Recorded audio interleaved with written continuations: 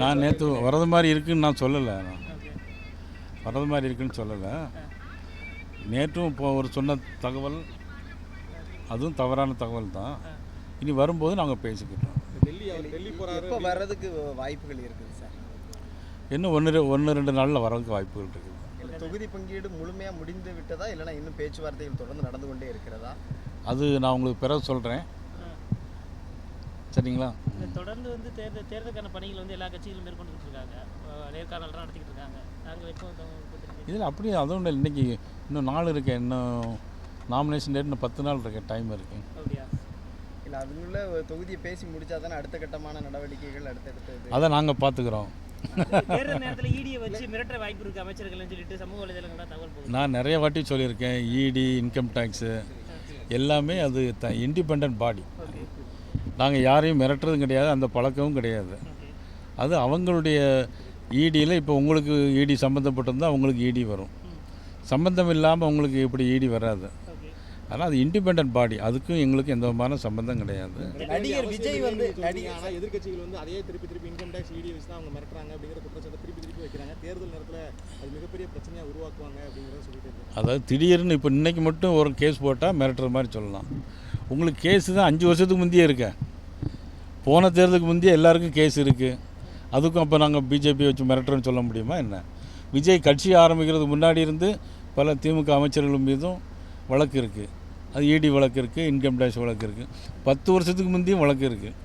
அப்போது அதெல்லாம் பார்த்தா நாங்கள் அதை வச்சு மிரட்டுறது மாதிரி நீங்கள் சொன்னால் அது எப்படி பொருத்தமாக இருக்க முடியும்? இல்லை, நடிகர் விஜய் வந்து கூட்டணி பாஜகவோட கூட்டணிங்கிற பேச்சுவார்த்தை வந்தது, நீங்களும் மறுப்பு தெரிவிச்சிட்டீங்க. அவர் நேற்று பேசும்போது சொல்லியிருக்கிறார், மதச்சார்பற்ற கட்சிகளோடு கூட்டணியே கிடையாது, ஒரு பிம்பத்தை வந்து கட்டமைச்சாங்க, அந்த பிம்பம் இல்லை அப்படிங்கிறத நேற்று ஒரு நோன்பு திறக்கக்கூடிய நிகழ்ச்சியில் பேசியிருக்கிறாரு. அவருடைய பேச்சை எப்படி பார்க்குறீங்க? அதான் நான் ஏற்கனவே நான் தமிழ்நாடு பாரதிய ஜனதா கட்சியினுடைய தலைவர் என்ற முறையில் நான் யாரோடும் இதுவரைக்கும் பேச்சுவார்த்தை நடத்தவில்லை, உங்களுக்கு தெரியும். அவர்களும் யாரும் என்கிட்ட வந்து பேச்சுவார்த்தை செய்யவும் இல்லை. இல்லாத பட்சத்தில் ஒரு பிம்பம், ஒரு கம்பம் அதெல்லாம் தேவையே இல்லை.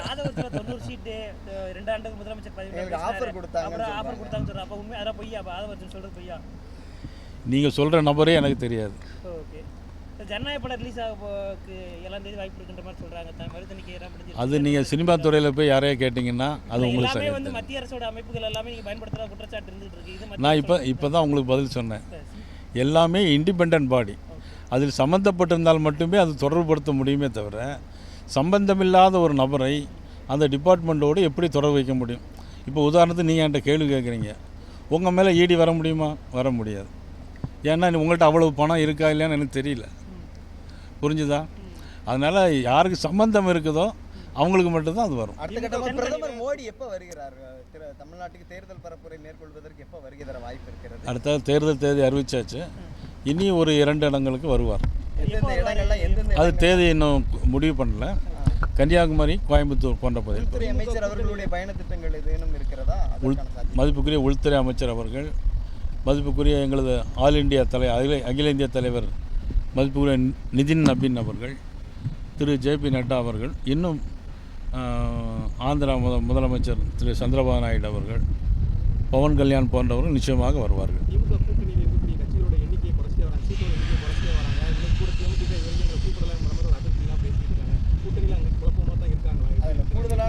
இல்லை, அவங்களுடைய கூட்டணி குறைங்கிறது நீங்கள் சொல்கிறீங்க, மக்களும் அவங்களுடைய சீட்டுகளை குறைச்சிருவாங்க.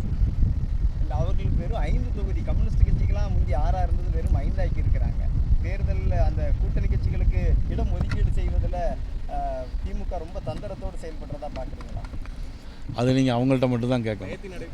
அவங்க எப்படி தந்திரமாக செயல்படுறாங்களா, அதில் மந்திரம் வச்சு செயல்படுறாங்களாங்கிறது நீங்கள் அவங்கள வச்சு தான் கேட்கணும். அந்த மந்திரம் தான் 5 தொகுதியாக கொடுத்துருக்குறாங்க, அது தெரியும். பிஜேபி அதிகமான தொகுதி கேட்க வாய்ப்பு இருக்கா? ஒரு குறிப்பிட்ட சமூகத்தை சேர்ந்த தென் மாவட்டங்கள் அதிகமாக இருக்காங்க. ஸோ அதனால் நீங்கள் தென் மாவட்டத்தை சேர்ந்தவர் அதிகமாக கேட்க வாய்ப்பு இருக்கிறதா? பாரதிய ஜனதா கட்சி ஒரு ஜாதியை சார்ந்தோ ஒரு மதத்தை சார்ந்தோ கிடையாது. தயவுசெய்து அதை எல்லாரும் தெரிஞ்சுக்கூடாது. ஒரு மதம் சார்ந்த கட்சி இருக்குன்னா அது திமுக தான். அது மறுப்பே இல்லாமல் பகிரங்கமாக சொல்ல முடியும். ஏன்னா முதலமைச்சர் ஒரு முன்னாடிலாம் பேசியிருக்கார், இந்துக்கள் ஓட்டு எங்களுக்கு வேண்டாம் அப்படின்னு அவர் தொடர்ந்து பேசியிருக்கார். இந்து பண்டிகைகளுக்கு நாங்கள் வாழ்த்து சொல்ல மாட்டோம் மற்ற பண்டிகைகளுக்கு வாழ்த்து சொல்லுவோம் அப்படின்னு தான் அவர் நிறைய சொல்லியிருக்காரு.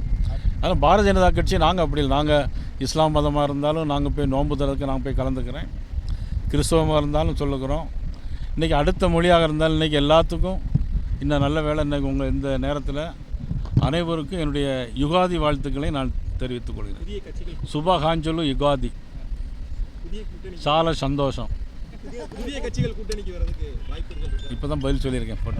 நன்றி சார். ரொம்ப